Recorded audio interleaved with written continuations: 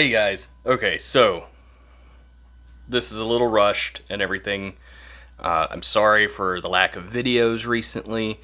I put in a second day of hockey. I've only got like 3 afternoons to get stuff done, so with 2 of them taken up by hockey, that didn't leave a lot of time to get everything at the house done. And da da da da da. So, my apologies. But this one's a little rushed also because a package came in that I was expecting and wasn't expecting as quickly as it did. And today's not about ripping cards. I have been ripping some cards without y'all. I'm so sorry. It's been a timing issue mostly. Luckily, I haven't come up with too much of note. I will say things like I finally convinced myself to open some O-Pee-Chee, and I do love these inserts, the domains and the encounters on ice kind of thing, but I really haven't been hitting all that hard. Had some clear-cut hits, but they were still like in the $30 range, so it's not anything big that's been going on. I promise I will get back to ripping stuff on here, breaking boxes, that sort of thing. I almost bought a box of the cup for y'all, and the card dealer actually convinced me not to because he knows me well enough. He was like, why don't you wait for the 21-22 when it's got Raymond and Cider, and you'll be more happy with with chasing on that one. So, and I had also, it was $13.85 a box, and I've been seeing an average of probably about $400 worth of value coming out of these boxes. I'm a little worried about that. But anyway, so let's get to it. This one's going to be more of the video I was talking about I was going to do with personal collection goals. And also, the box I will be opening here is not a hobby box. It's a box that has my very first PSA submission, so we'll get to see how that went. I can already tell you it didn't go as well as I would have liked to, because PSA didn't ask for any more money than they got from me to begin with. So, was hoping that they'd come back and say, hey, you owe us a bunch more money, but they did not. Let's start with the personal collection goals. So, I have been offloading a lot of my collection in general, and been more focused on the stuff that I really, really want. And so the personal collection goal I set for myself was that I want every SPA Future Watch, both auto and non-auto, that has been released for the Detroit Red Wings. Now, still supposed to be the 22nd of this month unless they move it again. There will be 3 more added to that with Cider, Raymond, and Veleno. But right now, that's not where we are. Oh, and there goes my LED light. Wonderful. Anyway, let's get to this. So, I have not completed the goal yet, but I am only off by very little. I think there's 38 autographed Future Watch for the Red Wings. I'm about 11 away, and I can't remember the exact number of the non-autos, but I'm only 3 away on it. I don't have all of them here with me. Some of them are in the mail still, but let's go through some of them. We got Mark Rogers. All right. Let's see, it would be nice if I could get some more light. Not available using ultra wide lens. Well, that doesn't make any sense. But anyway, okay, so unfortunately lighting's not going to be the most amazing. Got Mark Rogers there. Next, Dmitry Bykov. Yeah, and if this looks familiar, this style here, that's because the Zetterberg came out that year as well. Daryl Bootland. Yeah. All right. We got Nate Robertson, and this one's actually a Premier. It's what is that? SP Limited, not Premier. 15 of 50. Future Watch. So far we're talking about people that mostly didn't play all that much for the Red Wings, but that's kind of expected with the non-autos. We got Stefan Leave.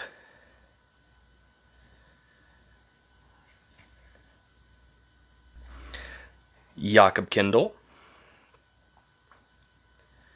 I'm trying to remember who he plays for now. He either plays in Norway or he's playing for Kunlun in the KHL. But I think he was the Norwegian one. This guy is playing for Kunlun Red Star in the KHL. Tomas Jurko.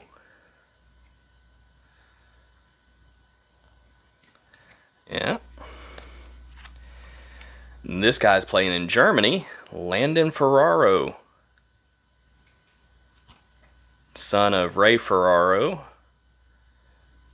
who played for the Atlanta Thrashers at one point, which is another, if you know, this is hockey in Alabama. Well, my part of Alabama, your home team was whatever team was in Atlanta. So Matthias Brome, I'm not sure where he's playing now. But yeah, probably back in Sweden. Oh, and that's another one I'll show later. And the last non-auto before I reveal more information is one that frustrated me to no end. Jason Williams. He now is a coach, and I'm trying to get the team to give me an idea that it, yes, I can use the address you have online to send him fan mail for the reason that I'm about to talk about. But let me talk about why this is frustrating. This BCCG rating or grading is like bargain bin grading, and it's not very discerning. Basically, you get a lot of 10s out of it just because they don't do a great job. Even though it's Beckett, it's not their BGS program. Or BSG, whichever it is. Anyway, yeah, so I had to pay this guy a premium because it was graded when this card should have been a couple bucks at most, because the guy never really did anything. I mean, he had a better career than some of the others I just showed, but just not worth the money that I spent, but unfortunately that was the only one I could find. Now we're going to move to the last two that are non-autoed and why it matters where these people are playing now and everything, and why I was contacting I think they're called LaShoy something. I'll put it up on the Jason Williams portion of where he's currently coaching. But the other half of getting the non-autos is I was hoping to get them all autographed. And that has led to a lot of problems because USPS makes it near impossible to do it internationally. And then FedEx wants an arm and a leg. I was going to send that Landon Ferraro off to Germany. They wanted $180 for $90 to go and then $90 for the return label to get back. Yeah, so that's not happening, I guess. But I did send one international that the one touch it went in got chewed up by USPS's machines. I put it in a new one touch, and that is Kevin Hodson. And not only did he sign it, he inscribed it, which was pretty awesome of him. Yeah, so these are the 1998. This is what the copyright is on this. So I'm guessing 97, 98 or 98, 99. But yeah, That was really cool of him to think, hey, usually these are inscribed in the first 10. But then I also got back, and this was the quickest one I've gotten back, Mike Knuble. One of the coaches, I think, assistant coaches in Grand Rapids right now. That was really nice of him. He turned it around really quick. But yeah, that's great. There are 3 more of these cards that I have out at the moment. Tomasz Tatar, Xavier Ouellet, and of course my mind's going to blank right now. Anyway, I'll put it up in post to show who it is. The last one that's out right now, waiting to see if it comes back. And then, of course, I'm going to at least send out the Tomasz Nosek, because he's in the NHL. All right, so these are not going to be in as much of an order, but these are all the autographed ones. I'll go through them a little quicker. You got Darren Helm. Yeah. You got Yuri Hudler.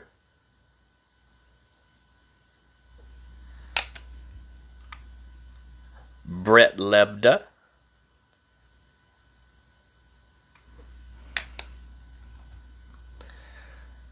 Tomas Kopecki. So, Jonathan Eriksson. I have a Johan Franzen on the way. It's not gotten here yet, and neither is the Peter Mrazek. Matthias Ratola. Kind of interesting that he got a signed one. Okay, Ville Leno.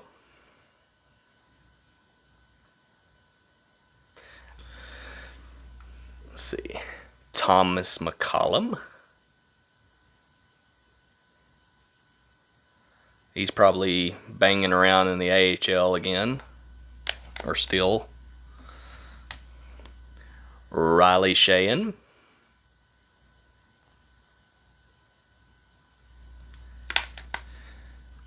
Brian Lashoff, who was in Grand Rapids, but I think I'm pretty sure he was part of that Tampa trade where they traded him to Tampa, but he stayed in Grand Rapids all alone. But I don't remember where he's gone off to now. Or that might have been McElrath. I don't remember. So, Danny DeKeyser. I actually had to buy this one twice because it got lost in the Canadian mail the first time. Ryan Sproul. My guess is he's off in Europe somewhere. He was in the AHL, and I thought I saw him a couple times, but my guess is he's probably over in Europe at this point. I'll have to look. Timu Pulkkinen, or Pulkkanen, as we called him. He and Furk both had some deadly slap shots. Furky just can't get it on the goal. Pulkkinen never could get the slap shot off. Andreas Athanasiou. He just got traded from Chicago. I forget where he went, though. Or did he get traded from Chicago? That's where he was last time I know. Evgeny Svechnikov, who was in the Winnipeg Jets organization, but I think he signed somewhere else. Or was traded somewhere else. I'm not sure. I forget. Dominic Turgeon. Probably another guy that's gone off to Europe, by my guess. Son of Pierre. I really wish Turgeon and Ferraro had worked out. I like the whole nepotism in the NHL thing. Dennis Chalowski. My last recollection was that he went from Seattle to, was Carolina? But I don't know where he is now. You got Joe Hicketts. Last I heard, he went over to Minnesota to play with the Iowa Wild. Always loved Joe. Joe, he's listed at 5'8", 180 pounds. So he's about the size I was when I graduated high school, and he just didn't. He would actually try to clear the net and stuff like that. I loved him. And Christopher N. He's definitely back off in Europe. I remember seeing his name pop up on Twitter, and I cannot remember why. It was like he got some points or something. And I had mentioned I'd gotten the retro of this, but I also went back and got the real one, Taro Hirose. I honestly, I believe Taco is in Grand Rapids still, but I'll have to check that. And then this guy has gone over to Florida. I believe that's where his brother ended up too, Giovanni Smith. And let me say that very carefully, Giovanni, not Giovanni. Holy crap, I'm tired of hearing it. Giovanni.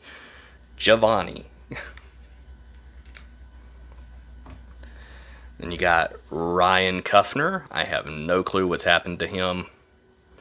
He was a throw-in piece to a trade, and then I never heard about him again. You got longtime minor leaguer, or ECHL too, Caden Fulcher. I do not know what's happened to Caden. He might still be in the system somewhere, but if he is, this is the last year of it. Gustav Lindstrom, current Red Wing, but I wouldn't put it past them to not sign him in the offseason. I think he's coming up. I think he's coming up as an RFA too, but I think they're going to let him walk. All right, now the last two here that I have in my possession and not in the mail are the only two cards that I bought, that I've ever owned, that were graded until this other box I'm going to show you here in a minute. My first graded card I ever had, Kyle Quincy. Yeah. Wah, wah, wah, wah, wah. So, if it'll... Yeah, I guess it's not going to help me out there, but centering 9.5, corners 9, edges 9, surface 9.5. I'm not reading that right. I am reading that right. 2 9.5s and a 9, and it came out to a 9. That's weird. Or I guess it's not weird. I guess it's supposed to be 3 of them have to be 9.5. Anyway, really close to a 9.5 on that one. But Kyle Quincy, most famous for being part of a trade that got Tampa Vasilevsky. And then Gustav Nyquist. Oh, Goose. Just recently been traded while on the LTIR, I believe, to Minnesota. He was playing for Columbus. Love Goose. Hate that he just had to be parted with. But that's a Gem Mint 10. That's the only Gem Mint 10 I own at the moment, to my knowledge. But we're going to find out in just a minute whether that is still the truth. Because I got that box back. And I am worried.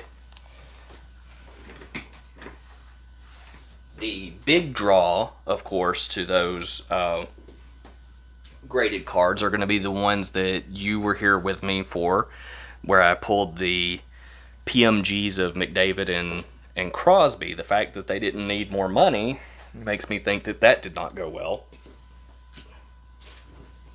Or maybe the 22-23, or I'm sorry, 21-22 Metal Universe is just so bad. Maybe that the value's just not there.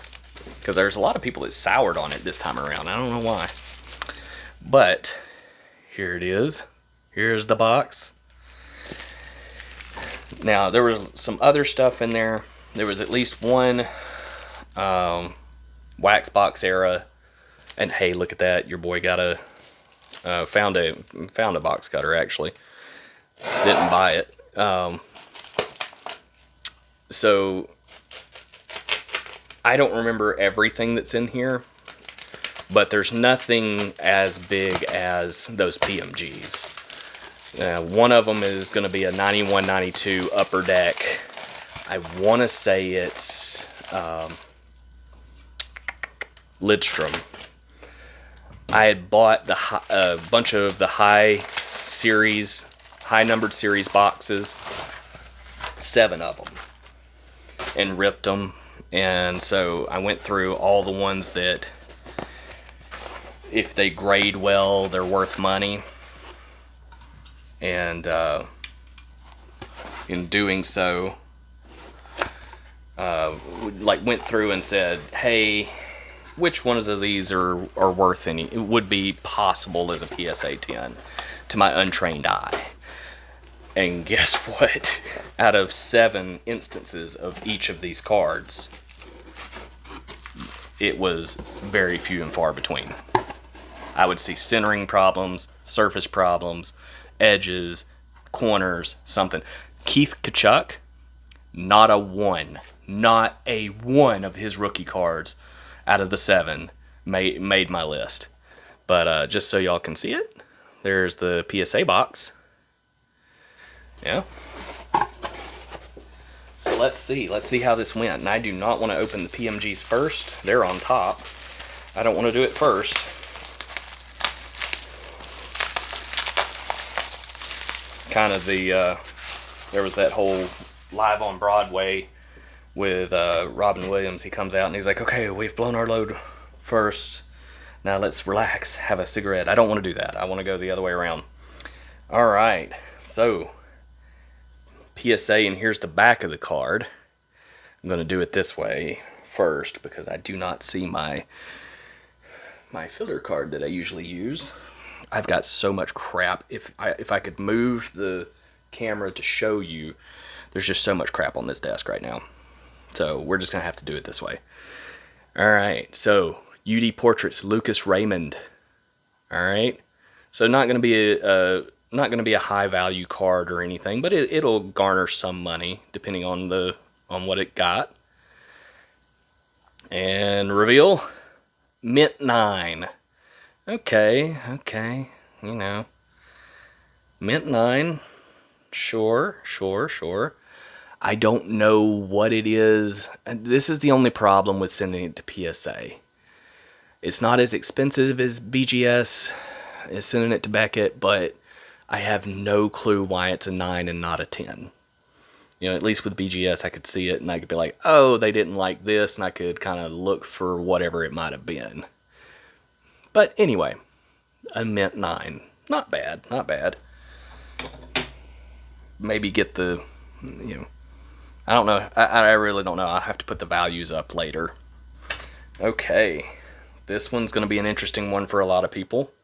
UD Portraits rookie of Austin Matthews. All right, so not his Young Guns or anything, but hey, it's still a rookie card for Matthews. We'll see how it goes. And Mint 9. Wow. All right. Well, okay.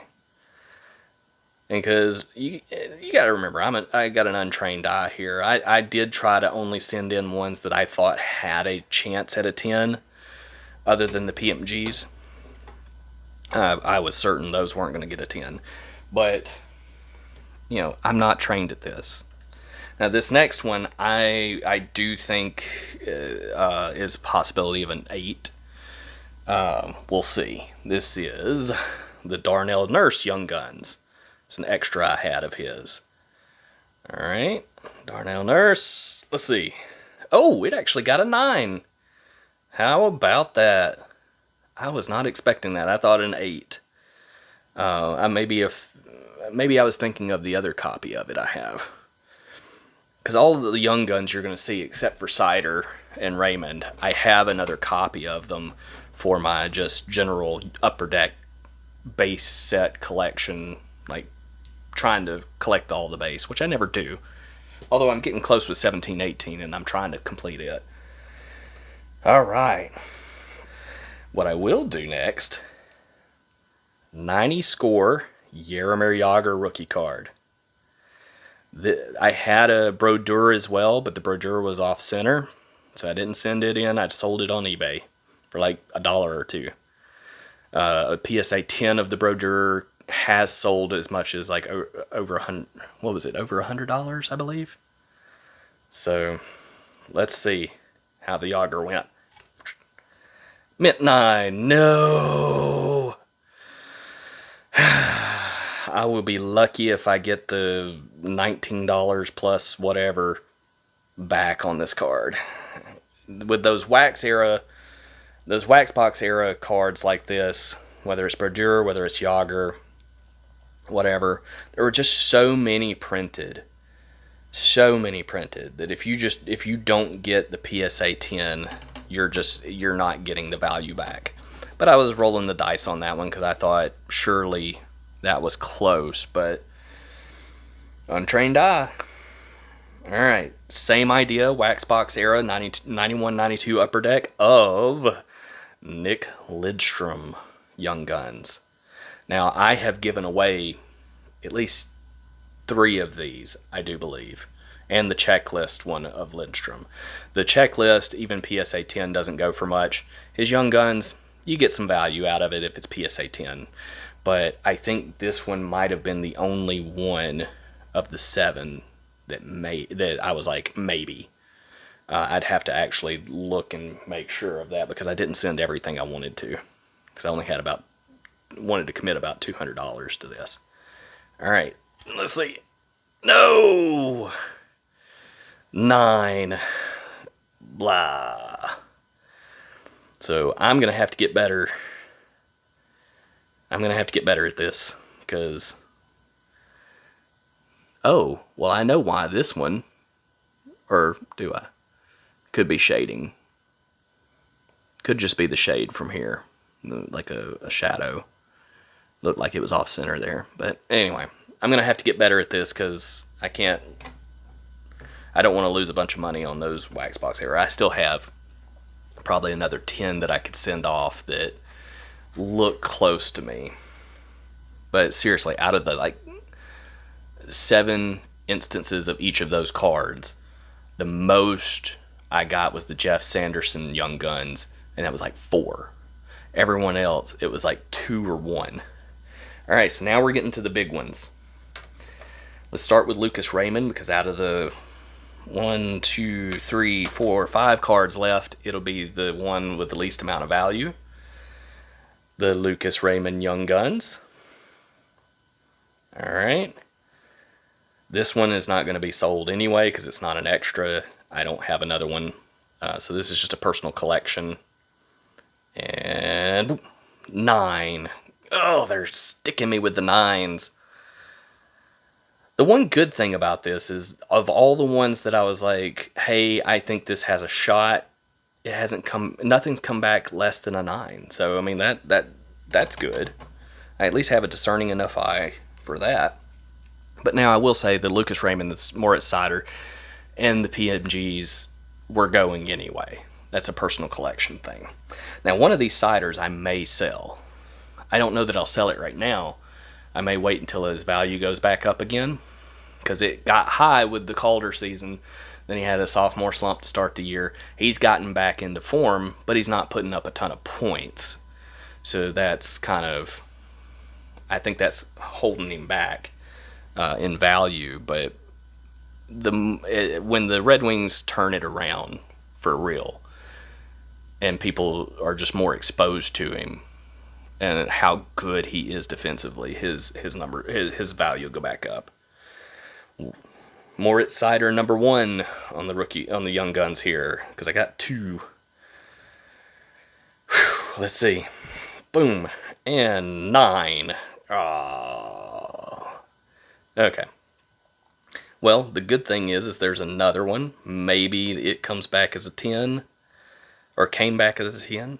If it did, I'll sell that one and keep this 9. Or maybe the other way around. I don't know. Because the grading on these Red Wings cards, the ones I'm not selling, is more for my daughter. Like when she gets older and I die, she can sell them off. Moritz Sider #2. Come on. Need a 10. Need a 10. 9. No. I mean, 9s are still going to do well. 9s are still going to do well for these Moritz Sider and Lucas Raymonds. For whatever reason, even though they do mass produce, they don't mass produce in the same way. So they'll still be valuable. We'll just have to see. I mean, it's frustrating that all of these so far have been 9s, but it's also uplifting because so far all of these I sent in are 9s. So my Untrained Eye is not as bad as I think it is. I still need some work though. Now these two, I do not think either of them are going to be a 9.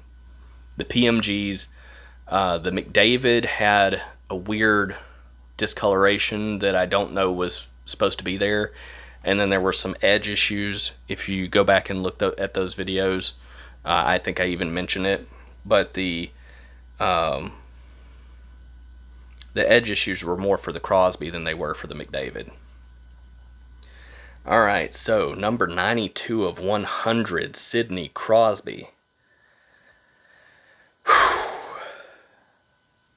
This represents money. The rest of them were kind of like, maybe you get something out of it. These represent money. Money. So, a little nervous on these. 3, 2, 1. Ooh, got a 9. That's weird, because I'm like, did you not need more money? Why didn't you need more money? But hey, 9, that works. I was expecting like an 8. So hey, that worked out well. And hey, you can see me. Hi. Anyway, that worked out really well. That one's going up on my eBay. Currently, my name on eBay, well, hell, I'm going to have to put it up in post because I've done forgot what my name is. I think it's WD Howell. But I've been planning on changing it to Hockey in Alabama. All right. And the big one, number 21 of 100, Connor McDavid, short print alternate jersey, which short print doesn't matter because it's PMG, so it's not short printed. It's the serial number that it says it is. I mean, it is short printed, but you get what I'm saying. This one's not any harder to find than the non-short print version PMG. There's still 100 of them are produced, or 90 of the red, but you know what I mean. Okay, so Connor McDavid, a 10 here. We're talking some real money that I can actually use right now. That would be great. Oh, it's not going to be it's 9. Let's hope for a 9 because there were issues. Let's hope for the 9. And unless you just want to see me fail, 7. Oh, I had a feeling this one was going to be the worst one of the two. Worst one of the two. Because see, you can even see it in the light there. It's got this discoloration down the side here, and I wasn't sure that was supposed to be there. Dang.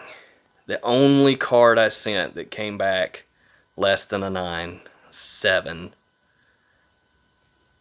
I remember seeing a Crosby, I think it was a Crosby 7, or maybe it was a McDavid 7, but it was a Crosby 7 of a previous year that was $700 on eBay, but I doubt this one is going to be anywhere near that. Damn. Okay. Well, yeah, that is disappointing. Every card I sent in was a 9, except the biggest one, and it came in a 7. All right. Well, anyway, that was the fun part for you all. Anyway, one last card I will show that was part of a PC goal, but it's not part of the one that I showed you, is Donovan Sabrango. This whole through the mail experience and has soured me a little bit because of how hard it is to do this through internationally. It's kind of ridiculous.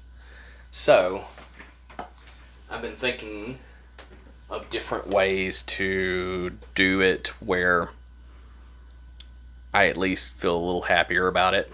So one I'm thinking about sending off is Chris Draper's rookie. And then, of course, the Donovan Sabrango I just showed you.